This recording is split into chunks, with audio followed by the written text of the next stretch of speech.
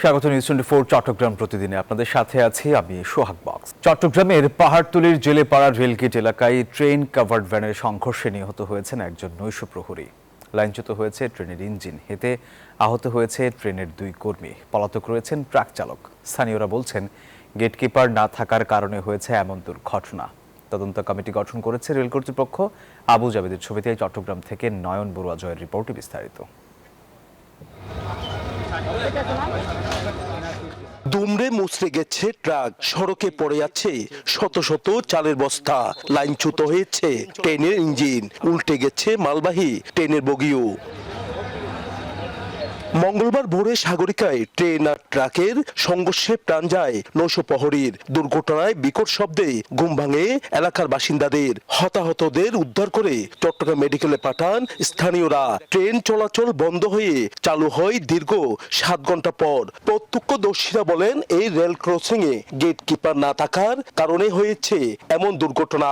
এটা ওদের গাফিলতি আছে মনে হয়, এরকম হতে পারে, কিছুটা জানি না আমরা। বেশিরভাগ গেট ফালানো হয়নি, তো গেট ফালানো না হওয়ার কারণে দুর্ঘটনাটা হয়েছে। গেট কিপার বলছে যে ঘুমিয়েছিল, আর এখানে একটা সিকিউরিটি গার্ড, দোকানে সিকিউরিটি গার্ড ছিল ডিউটিতে। আমরা যতটুকু জানছি আর কি আইসা, আর ঘটনাস্থলে নাকি সিকিউরিটি গার্ড মারা গেছে। এই দুর্ঘটনা তদন্তে রেল কর্তৃপক্ষ গঠন করেছে তদন্ত কমিটি। ঘটনাস্থল পরিদর্শন করেন রেলের উচ্চপদস্থ কর্মকর্তারা। এটা তদন্ত কমিটি যাচাই করে দেখবেন যে কার স্টেটমেন্টের কতটুকু ভ্যালিডিটি আছে, সেটার উপর বেস করে তারা দায় দায়িত্ব নির্ধারণ করবেন। এটা মানে কাউকে এখানে কোনো ফেভার করার সুযোগ নেই, কারণ যদি গাফিলতি হয়ে থাকে তাহলে আমাদের তো এখানে একটা বড় ধরনের অ্যাসেট ড্যামেজ হয়েছে। তো সুতরাং আমরা এখানে কোনো ছাড় দিব না। এই মুহূর্তে আসলে বলা যাচ্ছে না, তদন্তে আসলে বেরিয়ে আসবে। তাকে যখন জিজ্ঞাসাবাদ করা হবে, স্টেটমেন্ট নেওয়া হবে, তদন্ত কমিটি কাজ করবে, তখন আসলে প্রিসাইজ জিনিসটা বেরিয়ে আসবে। নিরাপদ বাহন ট্রেনও অনিরাপদ হয়ে উঠায় আতঙ্ক ছড়িয়ে পড়েছে যাত্রীদের মধ্যে। দুর্ঘটনার জন্য দোষীদের দ্রুত শাস্তির দাবি জানান সংশ্লিষ্টরা। নয়ন বড়ুয়া জয়, নিউজ 24 চট্টগ্রাম। হাতিয়ার মানুষ রাজনীতির শিকার। যখন যে নির্বাচিত হয় সে এসে ঘাট দখল করে বলে মন্তব্য করেছেন নৌ পরিবহন মন্ত্রণালয়ের উপদেষ্টা ব্রিগেডিয়ার জেনারেল অবসরপ্রাপ্ত ডক্টর এম শাখাওয়াত হোসেন। মঙ্গলবার দুপুরে নোয়াখালীর দ্বীপ উপজেলা হাতিয়ার নলচিরা নৌঘাট পরিদর্শনে এসে এই কথা বলেন তিনি। বলেন, সামনে আর এই নদী বন্দর দখল হতে দেয়া যাবে না। বলেন, হাতিয়াকে উপকূলীয় নদী বন্দর হিসেবে ঘোষণা করে গেজেট প্রকাশ হয়েছে। অফিসিয়ালি হাতিয়াকে আবারও নদী বন্দর ঘোষণা করেন উপদেষ্টা। নেতা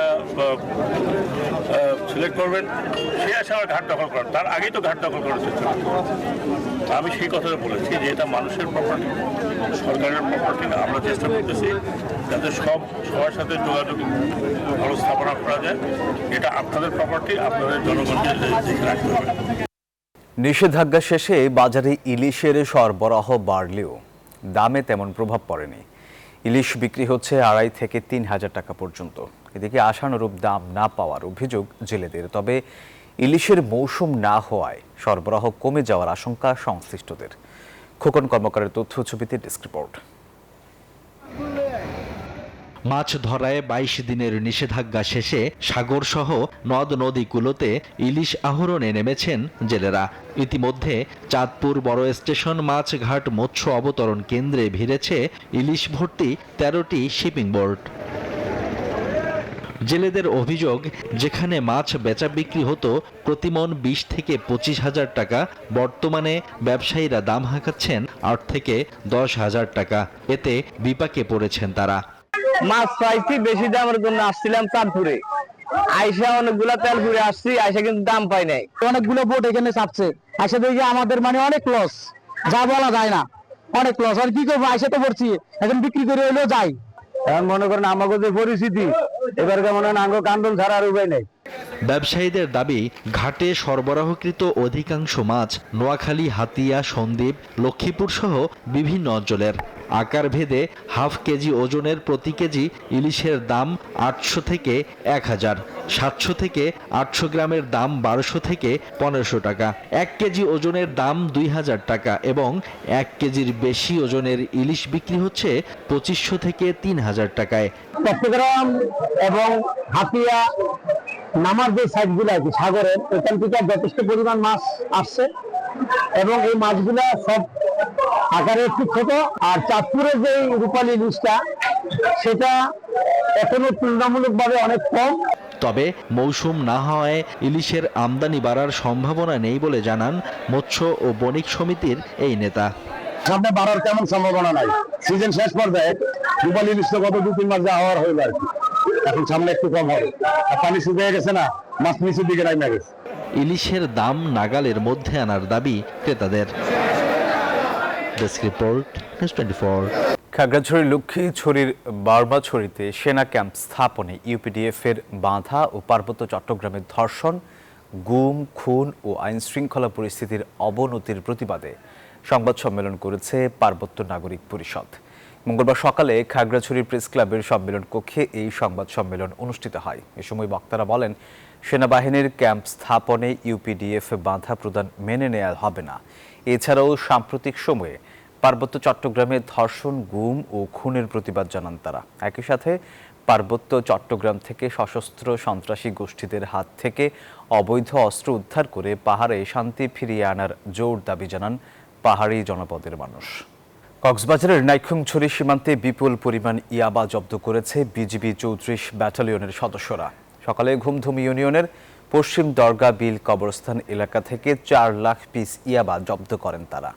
বিজিবি জানায়, গোপন সংবাদের ভিত্তিতে বিজিবির টহল দল সীমান্তের একটি নির্জন এলাকা থেকে পরিত্যক্ত অবস্থায় ইয়াবাগুলো উদ্ধার করে। এই ঘটনায় কাউকে আটক করা যায়নি। মাদক ও চোরাচালান দমনে তাদের অভিযান অব্যাহত রয়েছে।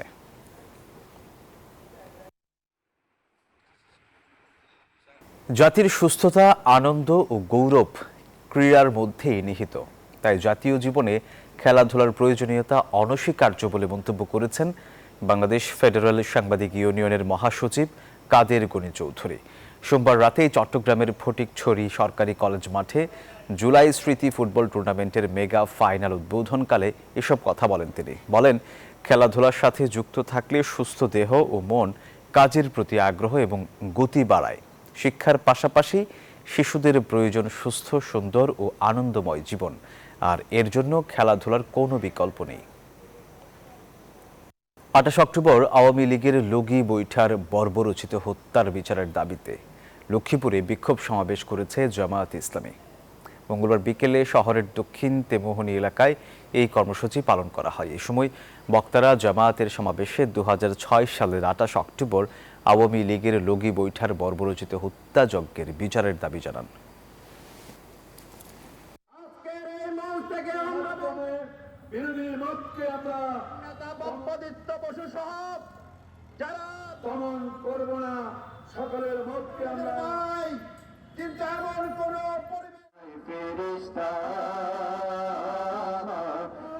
আজকের বিক্ষোভ আলোচনা সভার সবাই বিচারের মুখোমুখি করতে হবে। কিষান ভাই, উপস্থিত অন্যান্য নেতৃবৃন্দ, প্রিয় ভাইয়েরা, আজকের এই মঞ্চ থেকে আমরা বিরোধী মতকে আমরা চট্টগ্রামের সিজিকে স্কুল ব্যাডমিন্টন টুর্নামেন্ট 2025 অনুষ্ঠিত হয়েছে। দুপুরে চট্টগ্রাম রাইফেল ক্লাবে বিজয়ীদের হাতে ট্রফি তুলে দেন চট্টগ্রাম সিটি কর্পোরেশনের মেয়র ডাক্তার শাহাদাত হোসেন। এবার স্কুল ব্যাডমিন্টন টুর্নামেন্টে 21টি স্কুল অংশগ্রহণ করেছে। টুর্নামেন্টে পুরুষ এককে চ্যাম্পিয়ন হয়েছে সানশাইন স্কুলের আফনান হামজা, রানার আপ হয়েছে মুসলিম হাই স্কুলের রফসানুল হক জিসান।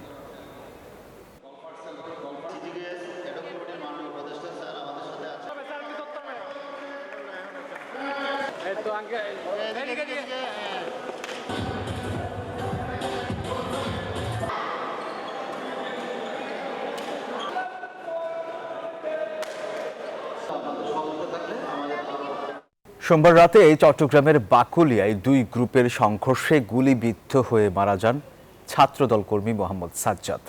পরিকল্পিতভাবে হামলার অভিযোগ স্থানীয়দের। আর এই ঘটনায় জড়িতদের ব্যাপারে আইনশৃঙ্খলা বাহিনীর গাফিলতিকে দুষছেন city mayor doctor Shahadat Hossain. তবে জড়িতদের গ্রেপ্তারে অভিযান চলছে বলে জানিয়েছে পুলিশ। আকরাম হোসেনের তথ্যচিত্রে রতন দাসের ছবিতে বিস্তারিত। সোমবার রাত 1টার দিকে চট্টগ্রামের বাকুলিয়া এক্সেস রোডের সৈয়দ শাহ সড়কের মুখে হঠাৎ করেই শুরু হয় 2 পক্ষের গোলাগুলি। গুলিবিদ্ধ হয়ে নিহত হন ছাত্রদল কর্মী মোহাম্মদ সাজ্জাদ। ঘটনায় গুলিবিদ্ধ আরও 8 জন। স্থানীয়রা জানান, ব্যানার লাগানো নিয়ে ঘটনার সূত্রপাত হলেও ঘটনাটি পূর্ব পরিকল্পিত। সংঘর্ষের আগ মুহূর্তে একযোগে এলাকার বিদ্যুৎ সংযোগ বিচ্ছিন্ন হওয়ায় ধোঁয়াশার জন্ম দিয়েছে। ড্রাইভাররা বলতেছে যে ওই অ্যাক্সেস রোড একটা ঘটনার মধ্যে সাজ্জাদ নামে এক ছেলে একটা মারা গেছে। আমাদের দাবি হয়েছে যে আমরা প্রশাসনের দৃষ্টিতে আর মিডিয়ার দৃষ্টিতে আকর্ষণ করছি যে এটা সুস্থ তদন্ত করে এদের বিচার চাই। এক্সেস রোড পরিণত হয়েছে সন্ত্রাসের আস্তানায়, বহিরাগতদের আনাগোনা বেড়েছে। বিষয়টি পুলিশকে একাধিকবার জানানো হয়েছে বলে জানান সিটিজেন ফোরামের এই নেতা। আমি কয়েকবার উদ্যোগী হয়ে সেটা অলরেডি আমি প্রকাশ্যে মিটিং বলেছিলাম যে বাকুলি অ্যাক্সেস রোড আমাদের গলা কাটা হবে। আজকে থেকে 3-4 মাস আগে পুলিশ কমিশনার সাহেব আমি সেটা বলেছিলাম যে বাকুলি অ্যাক্সেস রোড আমাদের জন্য গলা কাটা হবে। অন্যদিকে Chittagong city mayor doctor Shahadat Hossain অভিযোগ করেন, অভিযুক্তদের গ্রেপ্তারের জন্য ঘটনার আগে বাকলিয়া থানায় বারবার বলা হলেও কোনো ব্যবস্থা নেয়নি পুলিশ। পোস্টারটা বলেছি, ব্যানারও বলেছি, শুধু এটা না, তাদেরকে গ্রেপ্তার করার জন্য আমি পুলিশ কমিশনার সাহেবকে বলেছি। আমি একদম আপনাদের বলছি, পুলিশ কমিশনার সাহেব ওসিকে বলেছে, কিন্তু ওসি কেন জানি তাদেরকে গ্রেপ্তার করছে না। আমি বলেছি যদি আমার দলেরও কেউ যদি তাদেরকে শেল্টার দিয়ে দরকার হলে তার বিরুদ্ধে ব্যবস্থা নাও। পুলিশ বলছে সিসিটিভি ফুটেজ বিশ্লেষণ করে ঘটনায় জড়িতদের শনাক্ত করে দ্রুত গ্রেপ্তার করা হবে। ঘটনার পর থেকে আতঙ্ক ছড়িয়ে পড়েছে পুরো এলাকায়। Desk report, news 24। দর্শক, এই ছিল নিউজ 24 চট্টগ্রাম প্রতিদিনের সংবাদ। এছাড়া আরও সংবাদ ও বিশ্লেষণ জানতে ভিজিট করুন news24bd.tv। ধন্যবাদ সবাইকে।